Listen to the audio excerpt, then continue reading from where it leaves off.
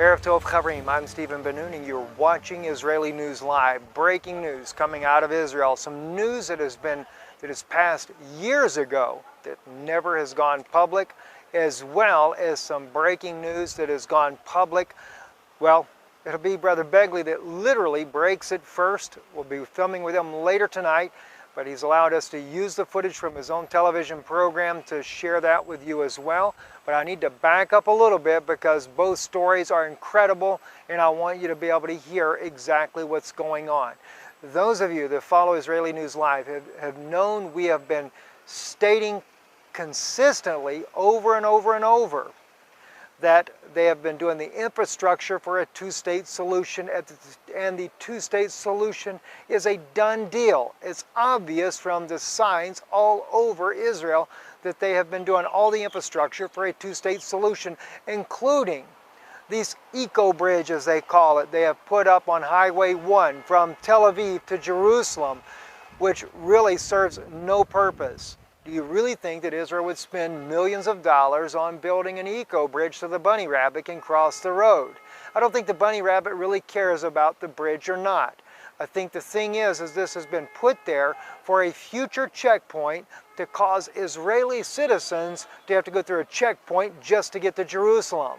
A lot of people don't like that idea, but I have some very strong support to back my own claim that what I'm saying is actually true.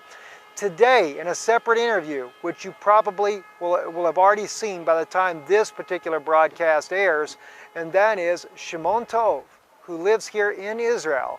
He is a native, he is a Sabra. He was born here in Israel.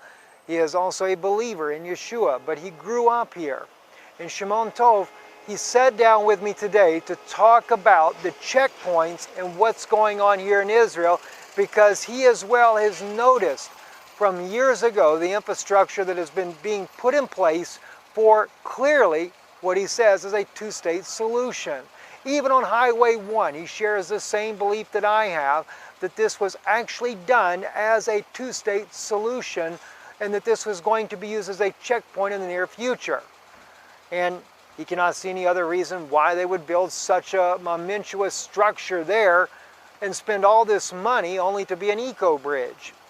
But something that he shared with me today in the interview, Shimon Tov shared with me, that was stunning, is what really made the whole thing come to life. And that was, Shimon Tov said that years ago, when Ariel Sharon was Prime Minister of Israel, a friend of his called him up, weeping bitterly. When he finally was able to calm her down, she explained to him that she had been sitting inside a meeting there in the Knesset. She said there were people from all over the world, but mainly from the United States, Europe, and of course Israeli officials, including Ariel Sharon.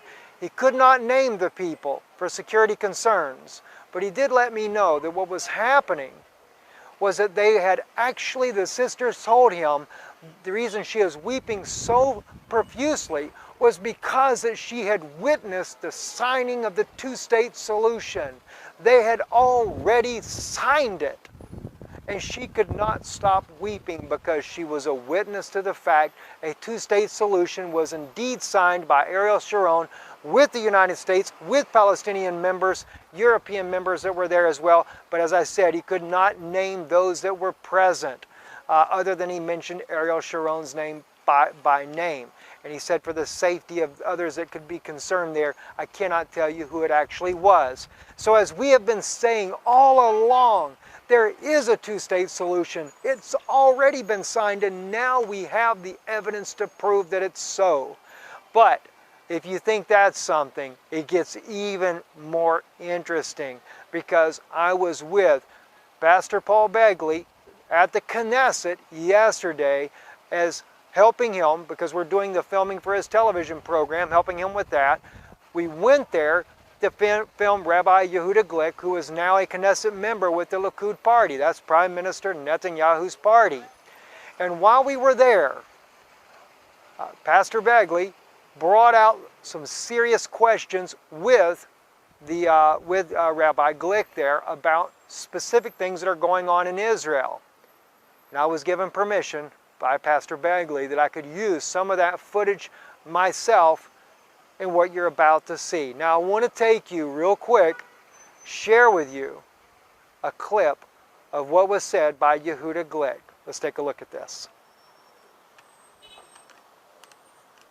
This in France, they're talking of a two-state solution. You're allowed to talk about anything. We're not against talking. We're for talking. They say that Israel is not involved in the discussion about that or the Palestinian people. Okay. Really? No, I don't have to go to the other one. Okay. We understand that right now in France, there's been 20 countries that are meeting about a potential resolution that they would like to bring before the Security Council of the United Nations. We have no problem. People can talk. We're for talking. But you're not at the table, is what I'm saying. Israel's not at the table, and neither is the Palestinian Authority. Okay, so therefore you can see how serious that is. I mean, Netanyahu mentioned that you know, when you want a wedding, you can't have a wedding when the groom and the bride are not there. You can talk about it. You can discuss it. Somebody's got to show up the altar, right? Yeah, I mean, eventually you have to. If you want a wedding, then you need a wedding. That's all. So there's not a concern, I should ask, of a Our hands on the ground to build and to plant and to run ahead. So, you mentioned that the nation of Israel feels the divine call. You're here because of the divine hand of God. And even if the United Nations were to try to force two-state solution, and the reason I bring that up, There's no two-state solution option. It's too late. They had a chance in 1947. They had a chance in 1967. They had a chance in 2000. We passed that stage. Everybody whose eyes are open understands that there's one state, the Jewish state, and we give full human rights to all minorities. Yes. But this is the Jewish state. There's a law, the law of return. All Jews are allowed to come here, and this is what the state is all about. No two-state anymore. It's a two-state. that's off the table. It's not even the word of a two-state solution, because two-state is not a solution, it's a problem. Right. A two-state creates a problem. I agree with you. I agree with you. If you're anything like me, you should be stunned by the very words that you heard. But the thing is I need to bring it home to you so you can really understand exactly what he says. Now, notice, as I shared with you earlier, Shimon Tov said there was already a two-state solution signed. It's already been signed, backed by Ariel Sharon. Okay? Now, of course, that fulfills biblical prophecy from the book of Ezekiel, chapter 35. And let me just go there with you real quick to Ezekiel. I'm using an online Bible right now, so just bear with me just a moment, because I couldn't carry everything down here with me to do all this, but I wanted to share this with you. It's things that I've shared with you before, and I'll share with you again today, so that you can see the prophecies, friends, that are being fulfilled faster than you can actually even imagine. All right, in Ezekiel 35, very interesting. All right, now this is where God is dealing with Mount Seir, and God is swearing that he's going to make Mount Seir desolate for the evils that he has done. Okay, Mount Seir, by the way, is where Esau actually lived. And of course, he speaks of him as Edom, which Esau had the nickname Edom as well, which is none other than the Roman Catholic Church, by the way, so just so you're aware of that. All right, now he says, I will make thee, this is in verse 9, I will make thee perpetual desolations, and thy cities shall not return, and you shall know that I am the Lord. Because thou hast said, verse 10, it's very important you get this, because thou hast said, these two nations and these two countries shall be mine, and we will possess it, whereas the Lord was there. Now, I've always told you guys, that shows without a doubt that Israel would be divided into two nations. And that's exactly what we found out today with Shimon Tov, when Shimon Tov said clearly that Ariel Sharon signed an agreement for a two-state solution. It was made into law here in Israel.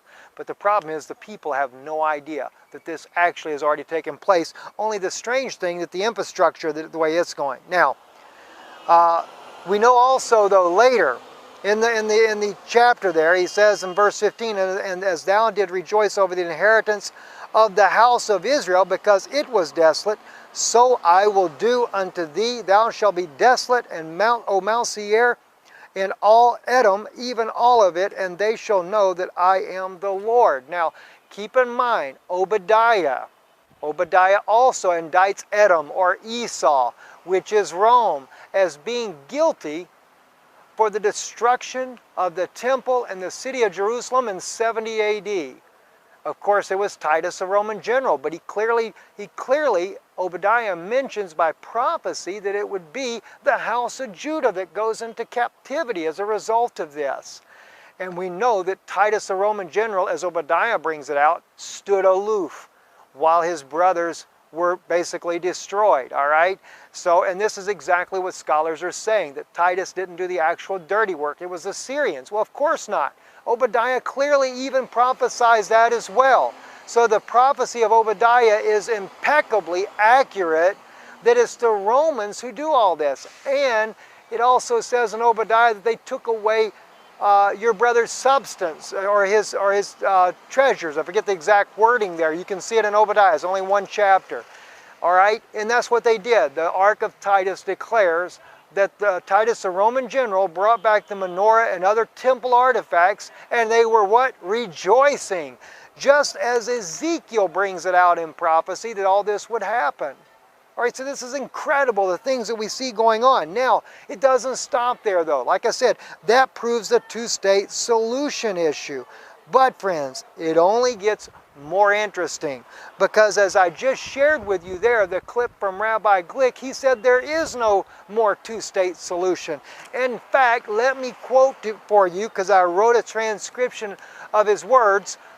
There's no two-state solution option. It's too late. They had their chance in 1947. They had a chance in 1967. They had a chance in 2000. By the way, in 2000, this was when the Catholic Church was involved with trying to bring about the two-state solution. But remember, Ariel Sharon already signed that two-state into law with the United States, and he didn't say, but I have a feeling there were Vatican representatives in that room as well. No doubt, besides the Palestinians, all right? So anyway, we have passed that stage. He says, Glick says, everybody whose eyes are open understands that there's one state, a Jewish state. We give full human rights to all minorities. But this is a Jewish state. There is a law of return, and all Jews are allowed to come here. This is what the state is all about. No two states anymore. This is coming from Yehuda Glick, who is a representative of the Knesset of the Likud party.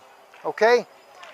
No two states anymore. Now he starts to say it's a two-state, but if you remember, Paul cut him off.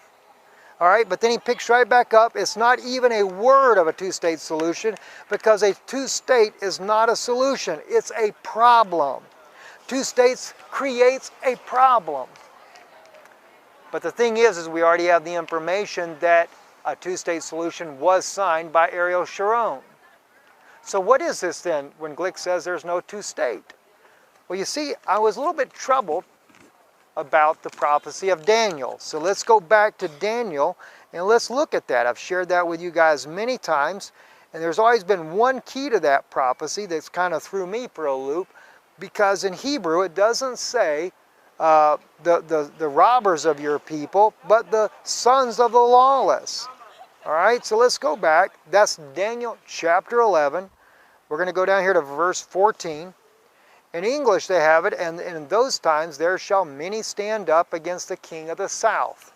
All right, also the children of the violent among thy people, or robbers, I believe that Christian Bible states, shall lift themselves up to establish the vision, but they shall stumble. Now notice it's a stumble. Also in the English KJV it says they shall fall. I think stumble would be the more accurate translation. But let me just share with you though, verse 14, when you look at this in the Hebrew language, it's a little bit different. It says uvane paretzi, which means and the sons of the lawless, see, amcha, of your people. This is the angel Gabriel speaking to Daniel. So when the sons of the lawless, all right, and that's plural. So it's not just Shimon Peres who sold out Israel to the Palestinians there, or maybe to the Vatican, not so much the Palestinians. Remember, the Palestinians are the small people that come up strong. They come up strong. See? That's what that scripture is in Daniel 11. That prince that shall come, he comes up strong with a small people. That's the Palestinians. After they've made this covenant, or this, I believe that they call it, it's not called a covenant, it's, I forget exactly what it's called there, but anyway, they make an agreement there. I believe that agreement was what he signed with the Jewish Congress.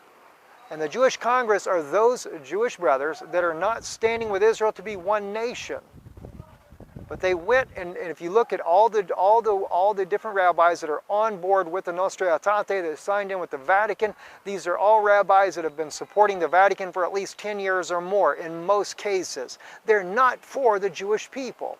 They are for dividing the land. Now see, the thing is they've continued on, even though it's been signed as a two-state solution, they have continued on to try to get it, as they make it look as if they've not passed it, like they're still trying to get it passed. Why? Because the people have not accepted it.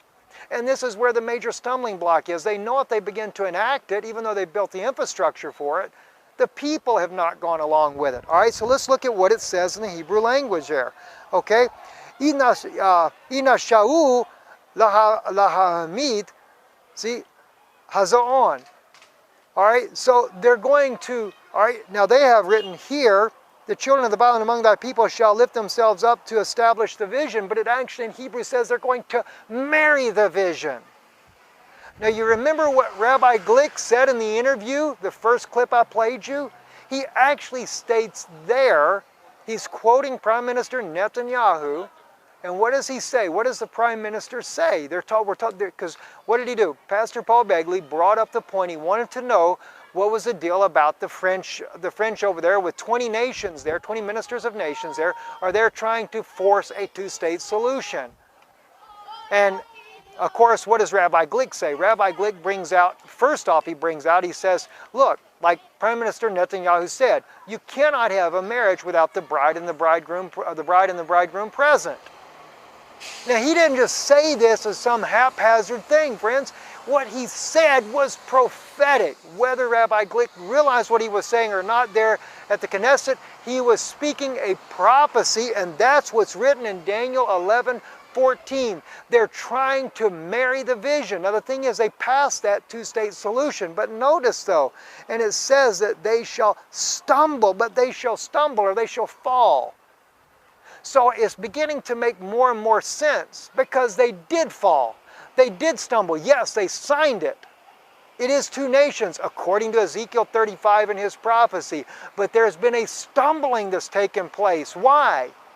Because now, I believe Prime Minister Netanyahu is truly standing for the Jewish people and trying to reverse a two-state solution that Israelis don't even know exists. They have no idea that Ariel Sharon took and signed a two-state solution many years ago. And Prime Minister Netanyahu is trying to reverse this problem and trying to give the people back one state. And this is what I believe the message of Yehuda Glick was. Because notice, Rabbi Glick made this statement when we were in the interview there. He said, you guys will tell the truth. But I know the mainstream media will never bring it the right way. So that's what we're here today for doing with you guys now, is to bring you the true news of what's really happening here. And as he said, as he clearly said, this is what the state is all about. No two states anymore. It's a two-state, then Paul cuts him off. It's not even a word of a two-state solution, because a two-state is not a solution, it's a problem. Two states creates a problem. I think you're seeing prophecy being fulfilled, because as Daniel 11, chapter 14 clearly says, in the Hebrew language, not in the English version that most people get, but it clearly states, the sons of the lawless, which would have been Perez in 1993 and 1994, when he was trying to give over Jerusalem to the Vatican, as well as Mount Zion to the Vatican. He was one of those sons. And then Ariel Sharon, to sign a two-state into law, would have been another son of the lawless. That's why it is the sons of the lawless in Hebrew, in a plural. They shall try to what? marry the vision. What did Rabbi Glick say? Or he's quoting Prime Minister Netanyahu. He said, you cannot have a wedding without a bride and a bridegroom. Now, interesting, what vision is he speaking about? The only vision where you have a wedding involved is in Isaiah 61 and chapter 62. When you get down to the bottom, it's the full restoration of Israel. But what do we get? We get a marriage. We get a bride and a bridegroom spoken of, both in chapter 61 as well as chapter 62. I'm Stephen BenDenoon. You're watching Israeli News Live. Shalom from Jerusalem.